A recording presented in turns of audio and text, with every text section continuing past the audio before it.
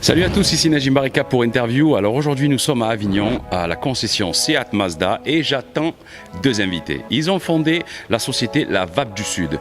J'en dis pas plus, ils vont peut-être arriver. Welcome to Interview.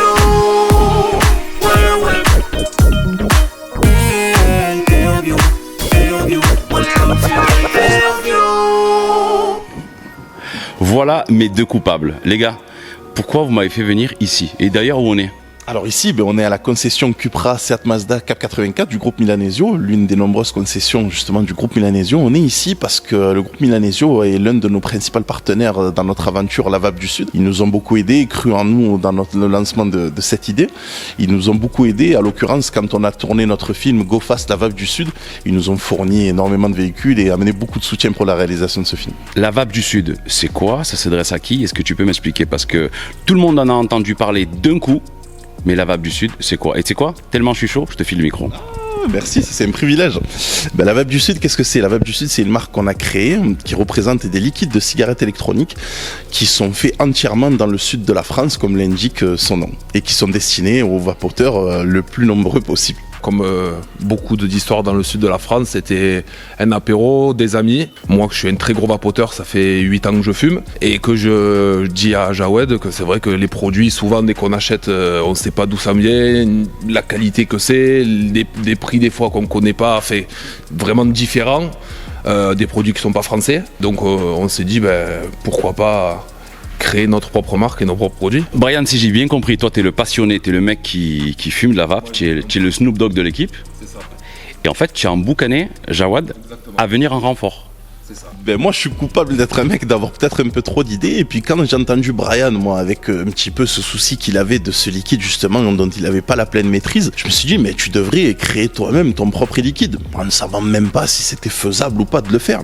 Et puis après, dans la discussion, on s'est dit, mais t'imagines, si on arrive à créer un liquide 100% français, avec des arômes naturels, dont on connaîtrait toute la consistance, je suis sûr que ça pourrait même intéresser des gens à qui on pourrait vendre, qui ont sûrement la même problématique que toi. Et puis c'est de là qu'a commencé un petit peu cette aventure qui a fleuri. On a passé des heures et des nuits à essayer de regarder comment il était possible de pouvoir créer des liquides. Et puis de là a commencé des appels vers des interlocuteurs qui nous ont un peu expliqué comment on pouvait arriver à ce résultat-là. Et puis c'est arrivé la première prise de contact avec le labo et la société d'embouteillage qui est également dans le sud de la France.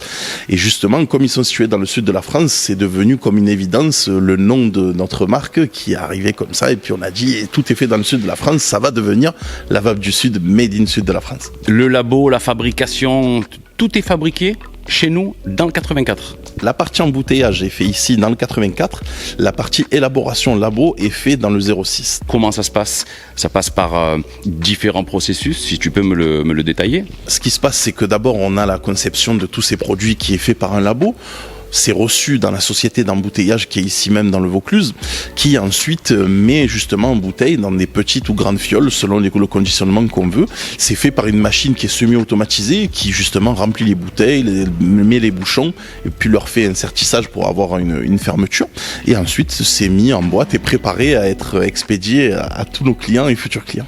L'équipe, moi j'ai une question. La Vape du Sud, je suis allé sur le site, mais il y a 1 milliard de goûts. Comment vous faites? Il y a même un goût Malabar. Il y a un goût Bubblegum. Il y a un goût Nutella. Vous allez faire le goût tacos bientôt ou pas? Le goût tacos, pourquoi pas, on pourrait y penser. En plus, Brian, il est très friand du tacos mâché. Je suis pas sûr qu'on arrive à mettre toutes les sauces qu'il met dans ces tacos, mais on pourrait y arriver. On a essayé de faire un panel de goûts qui ressemble beaucoup aux gens. On a fait une genre d'enquête un petit peu autour de nous, de vapoteurs, pour savoir ce qu'ils préféraient ou pas. Et de cette enquête a découlé beaucoup de choses. Et donc, du coup, on a fait 36 arômes au jour d'aujourd'hui, gamme qui va de plus en plus s'agrandir. Mais ce qui est surtout revenu de cette enquête, c'est que beaucoup de personnes étaient un petit peu surpris des fois. Ils achetaient des goûts, des arômes sans les avoir goûtés, et puis ils étaient déçus par la suite justement de ces arômes. Et nous, c'était quelque chose pour nous qui était inconcevable, parce que ces gens-là, quand ils fumaient ces produits, ils disaient non mais attends, moi j'ai acheté de la fraise et puis finalement ça a un goût d'un truc qui est pas forcément ça. Et puis ils laissaient tomber la vapote, et des fois ils retournaient même vers de la cigarette classique parce qu'ils n'avaient pas exactement ce qu'ils voulaient. Et là encore, on a encore germé une idée de faire justement une mallette d'essai complètement aseptisée avec tous nos parfums et nos goûts goûts à l'intérieur et nos arômes. Une mallette dans laquelle on trouve une cigarette électronique et des embouts, justement des embouts en silicone qui sont stériles pour que les personnes puissent goûter tous les arômes qu'on ait avant même d'acheter. On va rencontrer les gens dans des salons, même parfois chez eux, on se rend directement chez eux et on leur fait goûter pour qu'ils puissent trouver le goût le plus adapté à eux, pour avoir justement le but premier de notre produit, c'est que les personnes puissent trouver une arôme qui les ressemble, dans lequel ils se reconnaissent et puis qu'ils soient véritablement sûrs de ce qu'ils vont y retrouver et ce qu'ils ont envie d'y retrouver. Brian, il déchire, Jawad. Je comprends pourquoi tu l'as chopé.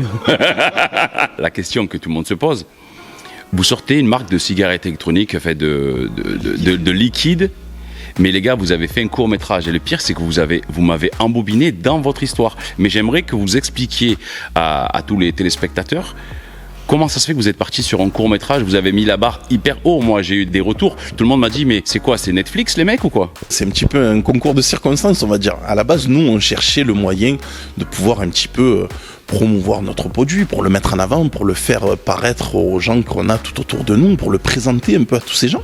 Et puis, on avait le lancement de notre site internet. Alors, on a dit, on va faire un petit court-métrage pub, mais qui, à la base, devait durer 30-45 secondes. On savait pas exactement comment l'annoncer. Et puis, du coup, on a fait appel à l'homme aux 1000 idées, Najim Barika, on le connaît bien. Il a souvent une casquette coupable sur lui, tu le connais bien. Et puis, il nous dit, mais pourquoi pas un go fast? Et puis, de là, les idées se sont emballées. Un go fast. On arrive, on ouvre. On s'attend à avoir des billets, de la drogue, plein de choses. Et non, grande surprise, c'est de la vape du Sud, c'est encore mieux que ce qu'on attendait. Et puis du coup, on a laissé notre imagination prendre part à tout ça. Et puis d'un petit film, comme je vous dis, qui devait durer 30-45 secondes pour annoncer l'ouverture d'un site internet, ça a fini un court-métrage de presque 4 minutes qui a fait près de 10 000 vues en 24 heures et puis qui continue à en faire. Sur Facebook, il a fait plus de 10 000 vues. C'est vraiment bien lancé. Ça allait tellement loin que les gens ils nous demandent la suite. Et ça, c'est un petit peu plus compliqué. Alors Brian, Jawad, on kiffe quand il parle, moi, il m'a marabouté. Est-ce que tu as des retours de tous vos vapoteurs, des gens, parce que toi tu es le professeur Folding de la vape, tu connais tout, et en plus tu vapotes de ouf, hein. Quand on était sur le tournage, j'ai vu les fumées que tu faisais, t'as une cheminée mon pote. Parle-moi un petit peu des retours de tous tes vapoteurs. Au début, les produits, donc nous on a eu des échantillons, donc avant de se lancer pour faire justement distribuer, qu'on a distribué gratuitement à des clients potentiels, des amis, pour justement avoir le retour des produits, voilà, savoir si tout était bon et le 100% positif.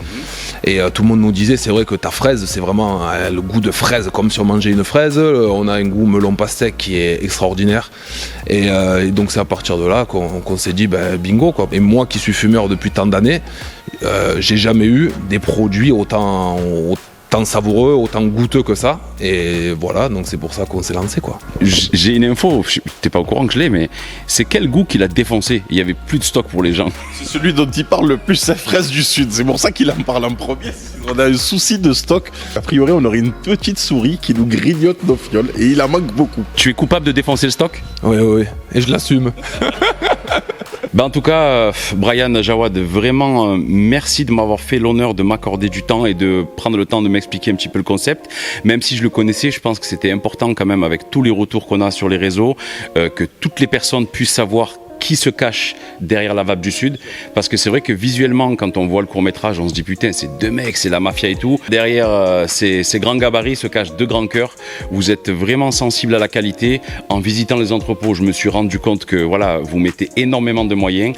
Je vous remercie. Peut-être un mot pour terminer? Voilà, donc on vous dit à bientôt sur notre site internet et surtout bonne vape à tous. Jaja, un petit mot?